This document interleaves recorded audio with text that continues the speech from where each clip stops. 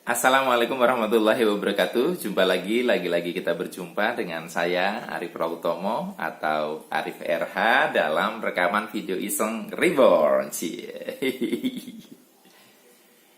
Teman-teman semua, kali ini saya mau membahas judulnya The Art of Istighfar ya, The Art of Istighfar. The art itu seni ya. Istighfar adalah satu kosakata yang kalau Anda beragama Islam sudah sangat paham ya. Tapi buat Anda yang beragama berbeda, saya jelaskan meskipun judulnya begini, ini tidak spesifik untuk agama tertentu ya, khususnya agama Islam. Agama apapun prinsipnya sama, hanya untuk memudahkan saya buat judulnya begini. Nah, di dalam agama Islam tuh ada konsep yang namanya istighfar. Istighfar tuh intinya adalah kita memohon ampun atas kesalahan-kesalahan kita kepada Tuhan ya. Astagfirullahaladzim, astagfirullahaladzim, nah, kayak gitulah.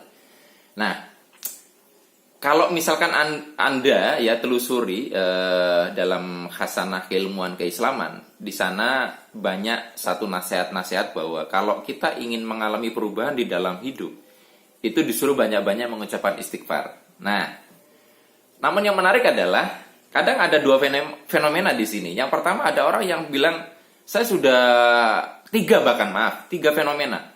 Saya sudah melakukan banyak-banyak istighfar, kok ya tetap aja tidak ada yang berubah dalam hidup saya. Ada yang mengalami, saya sudah banyak istighfar, kok dan alhamdulillah sudah mengalami banyak perubahan dalam hidup saya.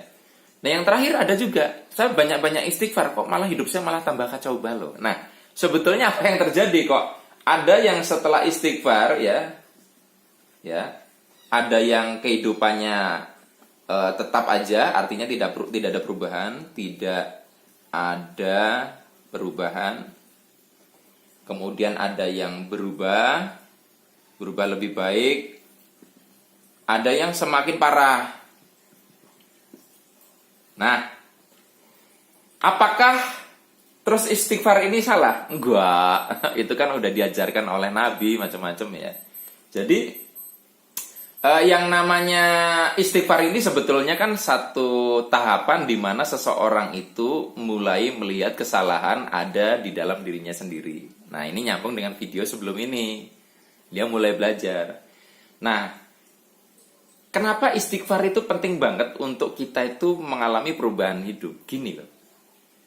Reaksi alamiah manusia yang memiliki ego self defense mechanism ya, perlindungan pertahanan terhadap diri sendiri. Kalau dia mengalami satu kejadian, itu dia cenderung akan menyalahkan pihak di luar dirinya. Dia tidak mau disalahkan. Itu adalah ego self defense mechanism, betul nggak ya kata-katanya? Itulah semacam itu. Jadi dia mempertahankan diri untuk tidak disalahkan. Makanya orang sebenarnya nggak ada satupun yang mau disalah-salahkan. Itu memang bawaan. Nah, persoalannya adalah ya, kita sudah bahas di video sebelum ini bahwa kejadian apapun kita ada kontribusi di situ. Nah, jadi kalau misalkan nih, kelihatan ya, ini ada satu peristiwa tidak bagus ya. Ada satu peristiwa tidak bagus, ini sebab, katakanlah. Ini banyak faktor nih, sebab. Oh, nggak kelihatan. Nah, saya tulis di atas saja, sebabnya variabel 1, variabel 2, dan seterusnya ya. Nah, menimpa ini sehingga terjadi satu kejadian yang buruk katakanlah. Nah, kecenderungan yang saya bilang ini akan cenderung menyalahkan keluar. Ini akan cenderung mengalahkan keluar, ya. Nah, padahal kalau Anda sudah belajar ilmu vibrasi yang saya sudah sering bahas dari sejak awal video di channel ini, bahwa apapun yang terjadi dalam hidup itu ada juga aspek getaran yang membuat itu terjadi ya, sehingga terjadi kepada kita. Nah, berarti kan kita sudah sepakati ada sesuatu yang keliru di dalam diri kita sendiri yang harus kita ubah. Karena selama itu tidak diubah, ini akan terus kemungkinan berulang.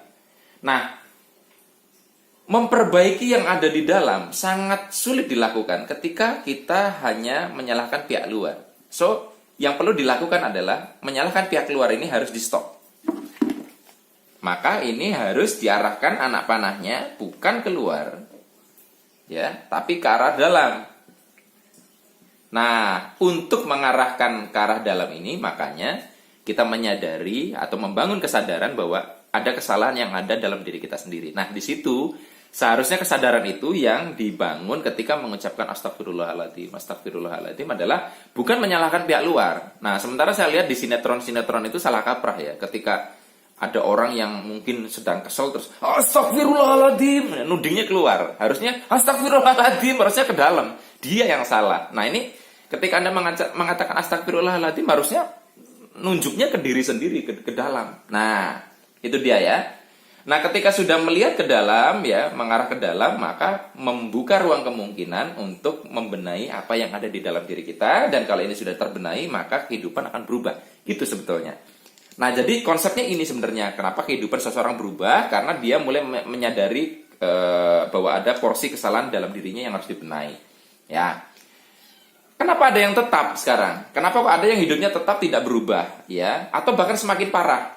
Karena ya, pertama, karena orang itu ketika mengucapkan kata istighfar tidak membangun rasa ini loh, membangun kesadaran untuk melihat ke dalam. Dia masih saja nyalain keluar, jadi nggak akan berubah.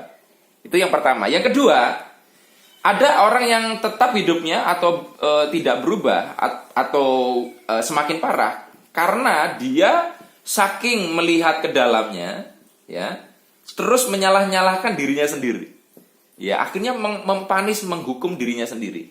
Kalau Anda nonton video saya tentang tabel kesadaran Hawking, Anda akan mendapat penjelasan di situ bahwa rasa bersalah berlebihan ada pada skala energi paling dasar, paling bawah. Makanya kalau orang berlebihan menghakimi diri sendiri, maka hidupnya akan carut marut ya. Ya, karena dia merasa dirinya tidak berharga, tidak berarti, dan orang tersebut berarti kan menolak dirinya sendiri. Nah, seseorang ketika menolak dirinya sendiri, maka dia akan ditolak oleh kehidupan. Ya. Nah, so teman-teman semua, berarti kan istighfar ini ya harus diposisikan pada satu level kesadaran yang tepat ketika kita mengucapkannya dan melakukannya. Nah, kayak gitu ya. So, bagi Anda yang mungkin masih belajar atau masih belum mahir membangun kesadaran ini, maka saya rekomen ketika membaca istighfar, jangan hanya istighfar saja, karena khawatirnya Anda membangun kesalahan di dalam diri berlebihan, terus akhirnya jadi Anda merasa berdosa terus, ya.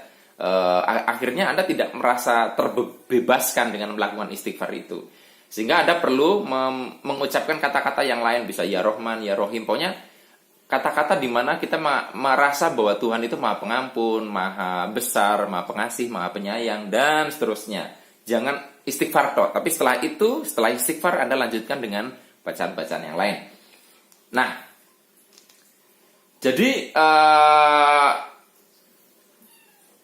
banyak orang itu lupa bahwa istighfar ya itu kan membangun rasa bersalah. Nah, rasa bersalah adalah gerbang kita untuk melihat ke dalam. Tapi mereka lupa bahwa mereka juga perlu setelahnya membangun kesadaran bahwa Tuhan Maha Pengampun. Nah, tanpa kesadaran bahwa Tuhan Maha Pengampun, maka istighfar hanya memposisikan Anda untuk menghakimi diri Anda sendiri, dan Anda merasa bahwa Tuhan adalah Maha Kejam yang terus menghukum diri Anda seumur hidup. Kayak gitu ya. Jadi akhirnya bisa terjawab kenapa ada yang istighfar tetap, ada yang berubah lebih baik, ada yang malah hidupnya semakin parah, karena kesadaran yang dibangun saat melakukannya tidak sama. Nah, bagi Anda yang mungkin berbeda keyakinan, berbeda agama, Anda bisa sesuaikan penjelasan ini dengan pemahaman yang sudah Anda pahami dari agama Anda. Baik teman-teman semua, hanya ini yang bisa saya bagikan. Sampai jumpa lagi dalam rekaman video Iseng Reborn yang selanjutnya. Saya akhiri, billahi taufiq wal hidayah. Wassalamualaikum warahmatullahi wabarakatuh. See you.